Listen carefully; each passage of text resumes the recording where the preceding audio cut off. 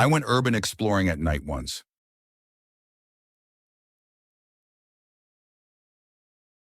I got into urban exploring a few years ago, or urbex as the kids call it. Mostly did it because it seemed fun, and it was. Mostly. I started doing it with my friend Cam, real lad's lad, really outgoing, everyone loved him, always up for a beer. It was his idea actually, started going on about going where nobody else goes. I joined him because I was bored. We started with sewers at first, subway tunnels, nothing too dangerous. After a few times, we started inviting our mates with us, have little groups going out, but they either couldn't find the time or would rather be getting drunk. Don't blame them, but me and Cam didn't stop. Moving on from subways, we tried the whole taking selfies from skyscrapers thing. Cam nearly lost his footing, shit himself, and then we moved on to exploring abandoned buildings, much closer to the ground.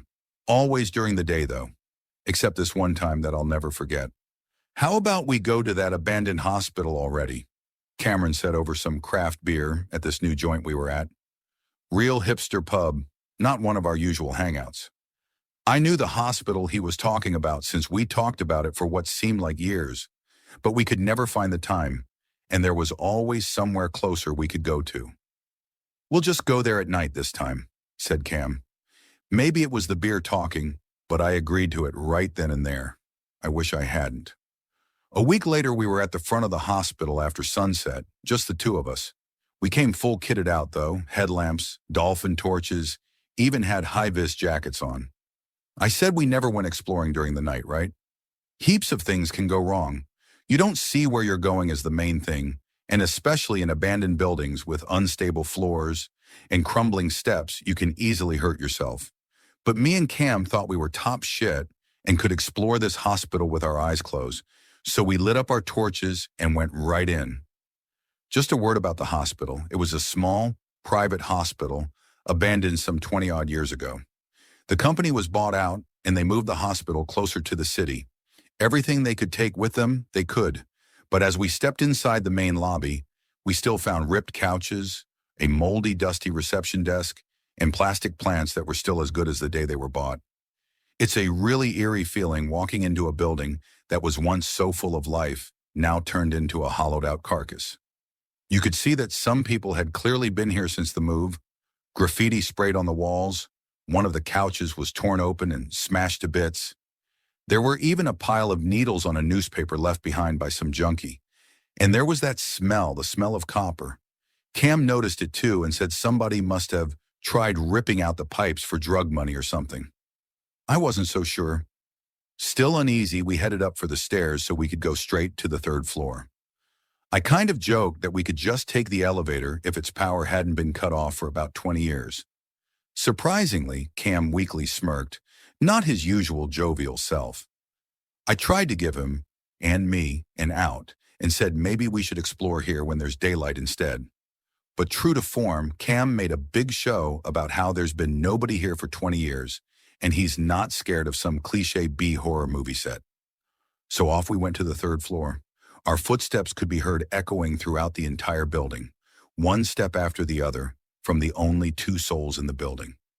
It was starting to become more than a little unnerving when we stopped at the second floor, and I thought I could hear the sound of the footsteps echoing for a second or two longer than they should have. I looked out onto the second floor, illuminating a long dark corridor with doors in various states of disrepair. Cam, sensing my unease, told me to knock it off. There was no one here, and this was just like any other location we'd been to. What if some junkie or squatter's in here? I said as I turned to Cam. He raised his arm to shield himself from my headlamp light and swore at me. First off, be careful where you point that thing, you idiot. Second, there's no one else here. But how do you know?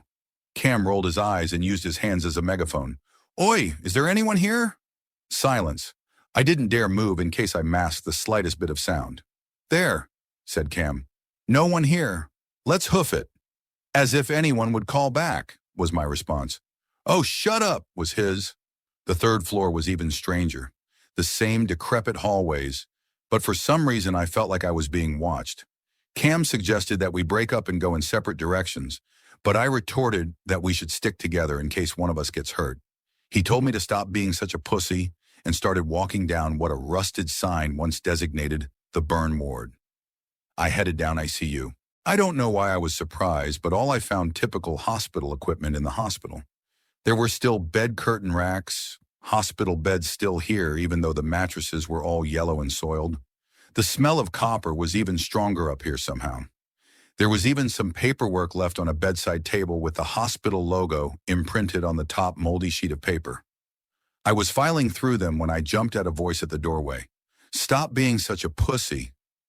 And I'm ashamed to admit this, but I screamed a little bit until I turned my torch to the voice and saw Cam standing at the doorway. He snuck up on me because he wasn't holding a torch. I saw what he was up to. "Yeah, funny. Are you serious about exploring this place? Or was this all just to scare the crap out of me?" Cam, standing at the doorway, just smiled and shrugged. "Let's hoof it," Cam said. There was something about the way he said that. It was almost identical to how he said it a minute ago. A weird sense of déjà vu overcame me. But it was my best mate Cam standing in front of me. So what the hell was I so afraid of? We walked into the hallway, but instead of going back to the stairwell, Cam led me deeper into the ICU ward, passing what was once a nurse's station once. What was weird was how easy he navigated the hospital, especially since he had no light with him. "There's no one else here," Cam blurted out without any prompt. I just nodded, my headlamp running up and down the decrepit walls. "Be careful where you point that thing," Cam warned me. We had just walked into what was once a patient's room when we both heard the echo of a voice. "Oi, where are you?" It felt so familiar. But I started to panic because there was someone else in the hospital. "There's no one else here," Cam said, just weakly smiling. I told you there was some junkie squatting here." "You idiot," Cam said, standing in the middle of the empty room. That same voice from before. "Hey, I found something." That was Cam's voice that called out. But I was staring at Cam right in front of me, just grinning. My heart dropped. I didn't know what to do. At that point, I don't know why. Maybe it was some sort of weird fight or flight response, the adrenaline and the darkness messing with my rational thinking. But I started walking backwards, my eyes never leaving the Cameron in front of me, my headlamp lighting up his toothy grin, his head cocking, my heart pounding. Before he lurched forward, I dashed for the doorway we came through and turned right towards Cam's voice. "You idiot! You idiot!" it screamed behind me. I didn't dare look back. Cam's voice came from ahead, down the corridor, and around the corner. "What's going on? You all right?" I ran forward towards Cam's voice, my head throbbing, the light from my headlamp frantically dashing from one side to another, the dark rooms being lit up for only a moment as I kept sprinting ahead. I still heard the footsteps of fake Cam behind me. I was quickly approaching the end of the hallway, rushing closer and closer as my momentum slammed me into the wall. I didn't have time to slow down. I couldn't slow down to turn, my hindbrain telling me to just run and faster. I turned to my right and saw a light flashing from around the corner 50 meters away. I almost blacked out. I was running that fast. I was halfway now. Behind me, all I could hear was, "Ya idiot! Ya idiot!" I honestly thought I was going to die at that point.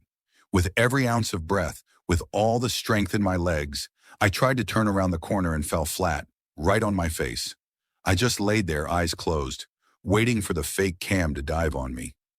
"What the hell are you doing?" I opened my eyes. Light directly shining at my face, I winced and looked up to find Cam staring down at me, torch in hand. I paused for the briefest of moments before I sprang back up and ran to the real Cam. He caught me and held me tight. "Careful. You trying to send us to a hospital? Heh, get it? Because we're..." I pulled him toward the stairway and just got words out of my mouth.